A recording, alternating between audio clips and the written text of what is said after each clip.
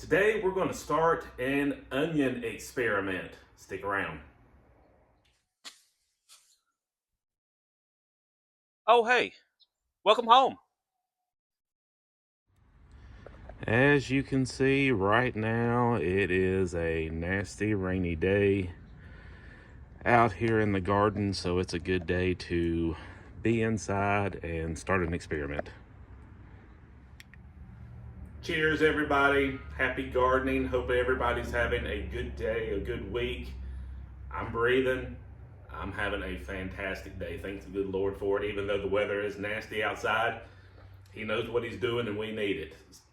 Today, like I said, we're going to start an onion experiment that's going to go on all through the growing season next year.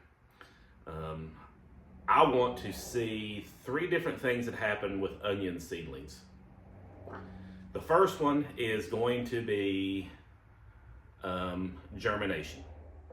Right here, I've got three different onion seeds in both containers.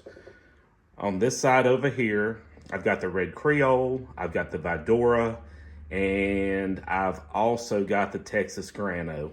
Same thing over here. The first experiment is going to see the germination rate on with the lid covered and without covered. I want to see if this side over here germinates faster than this side over here.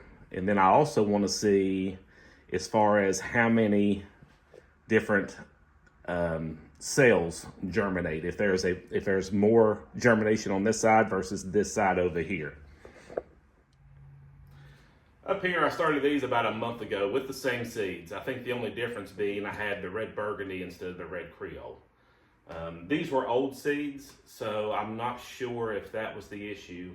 But up here, I had the lid on. I also had them on a heat mat. And I don't know if you can tell, but the germination success was horrible. Out of 36 cells, only 2 germinated. So that's where I wanted to see, experiment and see the best way to start my onion seedlings. Second experiment will not happen until after these germinate, and I'm able to take the lid off of this one and make it an equal playing field. Then what I want to do is I want to take one side and keep one side the way it is. I've got them in potting soil. And then I want to take the other side and add worm castings and see the success and see if one side grows better with the worm castings on it versus just being in the potting mix. And then obviously what I'll end up doing is I'll fertilize both of those equally to give it a good playing field to see, just narrow it down to the worm castings. And then the third experiment will happen once we start planting them outside, transplanting them outside. What I want to do is I want to see where we live. We're in zone 7A, okay? We're right there in the intermediate day in Southwest Virginia. We're also right there on that line of possibly doing short day and also possibly doing long day. So the third and final experiment will be to see which one that we grow and which one bulbs better.